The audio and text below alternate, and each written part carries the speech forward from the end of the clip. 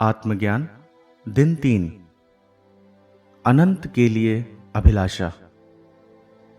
प्राणियों का जन्म इच्छाओं के साथ इसलिए हुआ है कि वे पूरी होंगी, अर्थात संतृप्त ना होनी हो तो इच्छाएं होती ही नहीं। बच्चे को भूख लगती है, अच्छी बात है। इसका अर्थ है कि भोजन नाम की भी कोई चीज है।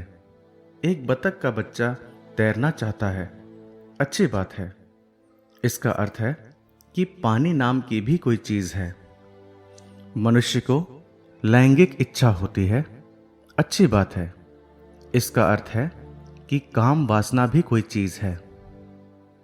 यदि मेरी कुछ ऐसी इच्छाएं हैं जिनकी तृप्ति इस संसार में किसी भी तरह से संभव नहीं है, तो इसका अर्थ है कि शायद मैं दूसरी दुनिया के लिए बनाया गया हूं। यदि हम पुरस्कार की घृष्ट प्रतिज्ञाओं और सुसमाचार में प्रतिज्ञात पुरस्कारों के आश्चर्यजनक प्रकृति को महत्व दें, तो लगेगा कि हमारे प्रभु हमारी इच्छाओं को इतना प्रबल नहीं पर बहुत ही कमजोर पाएगा। हम उत्साहहीन प्राणी हैं जो पेय और काम वासना और महत्वाकांक्षाओं के बारे में मूर्ख बनते हैं, जबकि हमें अनंत आनंद का प्रस्ताव दिया गया है।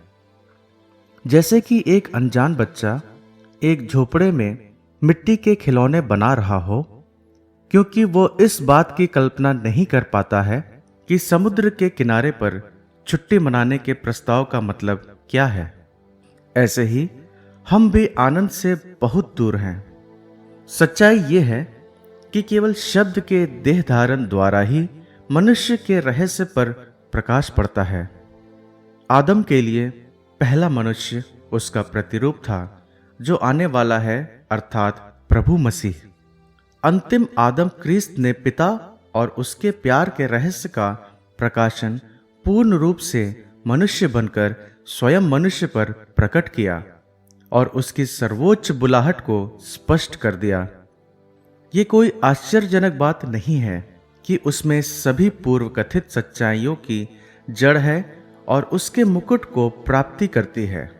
पूर्ण मनुष्य यीशु ने हम पर हमारी महानतम क्षमता प्रकट कर दी है।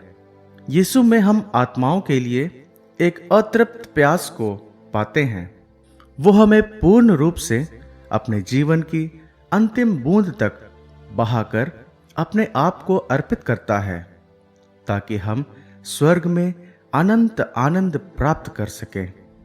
वो हमारे लिए मरा ताकि वो हमें एक ऐसा जीवन फिर से प्रदान करे जिसके बारे में हमें स्पष्ट रूप से महसूस भी नहीं होता कि इसे हमने खो दिया था। ये एक ऐसा नमूना है जो हमें सिखलाता है कि हमारी क्षमता अनंत प्रेम और अतृप्त प्यास के लिए है। हम कभी ना कभी हमारे अंदर स्थित इस अनंत आनंद की इच्छाओं को महसूस कर सकते हैं।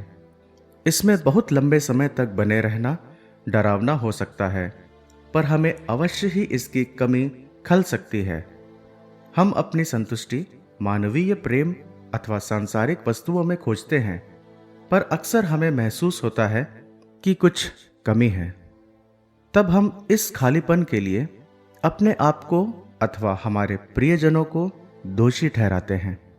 इसकी बजाय हमें इस बात की संभावनाओं को तलाशना चाहिए कि शायद ईश्वर हमें सिखा रहा है कि हम इससे कुछ अधिक के लिए बनाए गए हैं। अनंत चीजों की चाह में इस संसार में नश्वर अथवा सीमित चीजों की ओर देखने की बजाय हम इस आशा के साथ अपने हृदयों को अनंत की ओर लगाएं कि हमारी अंतरिम की इच्छाएं पूरी होंगी। चिंतन के लिए प्रश्न: आपके जीवन में ईश्वर ने आपको किन किन खुशियों से आशीषित किया है? क्या इनसे आपको संतुष्टि मिली है, और यदि हां, तो कितने समय तक? इस संसार में कौन सी ऐसी सीमित चीजें हैं जिनमें आप संतुष्ट होना चाहते हो?